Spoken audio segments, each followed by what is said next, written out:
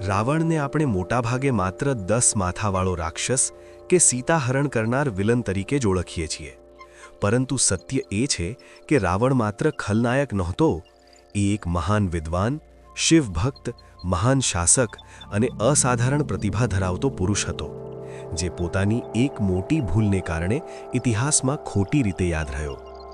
જન્મ અને પરિવાર. રાવણનો જન્મ ઋષિ વિશ્રવા અને કૈકસીના ઘરે થયો. વિશ્રવા મહાન બ્રાહ્મણ અને જ્ઞાની હતા, જ્યારે કૈકસી રાક્ષસ વંશની હતી. એટલે રાવણમાં બ્રાહ્મણની બુદ્ધિ અને રાક્ષસની શક્તિ બંનેનો સંગમ હતો. તેના ભાઈઓમાં કુંભકર્ણ, વિભીષણ અને બહેન શૂર્પણખા હતા.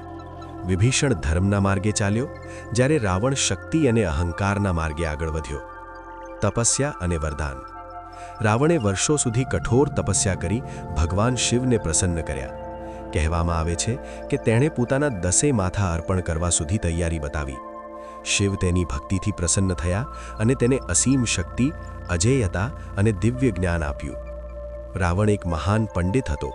તેને 4 વેદો, 6 શાસ્ત્રો, જ્યોતિષ, આયુર્વેદ, સંગીત અને તંત્ર વિદ્યામાં પારંગતતા હતી. તેણે શિવ તાંડવ સ્તોત્રની રચના કરી, જે આજે પણ ભક્તિભાવથી ગવાય છે. લંકાનો મહાન રાજા. રાવણ લંકાનો રાજા બન્યો અને લંકાને સોનાની નગરી બનાવી. તેની રાજ્ય વ્યવસ્થા ઉત્તમ હતી. ત્યાં કોઈ ભૂખ્યો ન હતો, કોઈ બેરોજગાર ન હતો. વિદ્યા, કલા અને વિજ્ઞાનનું કેન્દ્ર હતી લંકા. એક મહત્વની વાત, રાવણ પોતાના રાજ્યમાં સ્ત્રીઓનું અપમાન સહન કરતો ન હતો. તેનો એક નિયમ હતો: જે સ્ત્રી પોતાની ઈચ્છા વિના લાવવામાં આવે તેને સ્પર્શ ન કરવો. આ નિયમ પાછળ તેની એક જૂની શાપ કથા પણ જોડાયેલી છે. અહંકારનો ઉદય. પરંતુ જ્યાં અતિશય શક્તિ હોય ત્યાં અહંકાર જન્મે છે. રાવણ દેવતાઓને હરાવતો ગયો, ઇન્દ્રને કેદ કર્યો, યમ અને વરુણ સુધીને પડકાર્યા. તેને લાગ્યું કે હવે કોઈ તેને હરાવી શકે નહીં. યહાંથી તેની પતનની શરૂઆત થઈ.